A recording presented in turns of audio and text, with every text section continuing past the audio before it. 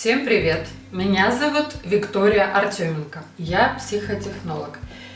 На своем канале я рассказываю про все возможные вопросы, касающиеся НЛП и психологии. Сегодня я расскажу вам про пресуппозиции, а конкретно про пресуппозицию «карта не территория». Что же такое карта не территория? Это то, когда мы общаемся с собеседником, мы понимаем, что у него есть своя карта и своя территория. И когда нам человек рассказывает что-то свое, личное, да, мы не спорим с ним, мы не доказываем ему свою точку зрения, мы рассказываем ему, условно говоря, то, что он хочет слышать.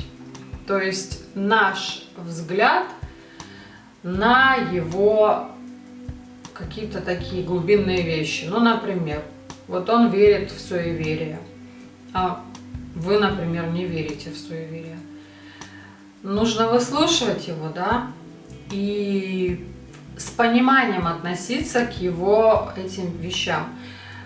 Ни в коем случае запрет на то, чтобы ему доказывать, что суеверий не существует, что это все вымысел, что это все игра воображения и мозг по-другому работает, это все вот сразу нет, потому что вы не наладите контакт, вы никогда не войдете с человеком в рапорт, если вы будете ему доказывать свою точку зрения. Максимум, чего вы добьетесь, это постоянные оппозиции, да, постоянные конфликты, постоянно какие-то споры, постоянно доказывание друг другу чего-то.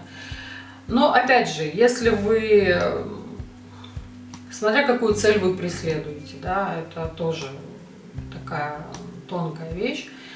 Но мы сейчас говорим о том, что нам нужно наладить контакт с человеком, да, и карта не территория, мы всегда общаемся с человеком на его языке, на его тему, да, то есть если даже мы не знаем, о чем он говорит сейчас, мы просто это все собираем, эту информацию, да, мы ее впитываем, мы подробно его выслушиваем, фиксируем, и потом удаленно сами себе, для себя изучаем, что человек имел в виду, да, при дальнейшей коммуникации нам будет проще с ним общаться.